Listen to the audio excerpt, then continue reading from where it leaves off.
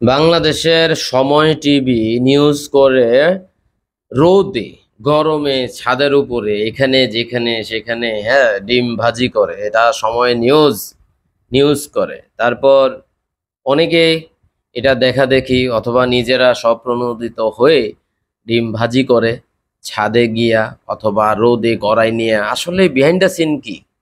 অনেকে কড়াই গরম করে নিয়ে যায়, তেল গরম করে নিয়ে যায়, আবার কেউ কেউ আসলে ট্রাই করে। কিন্তু একজন কাইশ্যা, ঠিক আছে, এত এমনি দুই নম্বর লোক আসল কাইশ্যারে নকল কইরা নিজেই নিজেরে কাইশ্যা, এটা নিয়ে আরো অনেক তেনা ফেনা গত 2-2.5 বছর ধরে দেখতেছি। কিন্তু সে যেটা করছে সেটা আলট্রা লেভেলে চলে গেছে। সে নিজেদের ধইরা নিয়ে আসছে, ওই যে ধরে না কড়াই ধরার যে জিনিস কাপড় থাকে ওইটা দিয়ে ধইরা পিছনে যে ফালাই দিতেছে, এটাও ক্লিয়ারলি বোঝা যাচ্ছে। আবার সুন্দর কইরা বলতেছে যে হ্যাঁ আমরা রোদে গরম, অনেক গরম পড়ছে। গরম তো পড়তেছে ঠিক আছে, কিন্তু এই গরমের ডিমবাজি হয় না ভাই, ডিমবাজি হয় না। আসলে আসল ঘটনা অনেকেই দেখেন করতেছে, অনেকে অনেক ভিউজ পাইতেছে।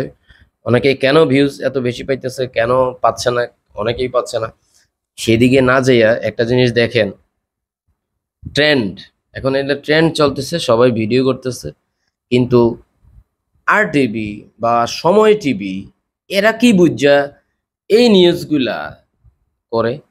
মানে ডিম ভাজি ট্রাই করে তাদের চ্যানেলে এগুলা দেয়। বাংলাদেশে আর কোনো নিউজ নাই, বাংলাদেশের আর কোনো নিউজ নাই।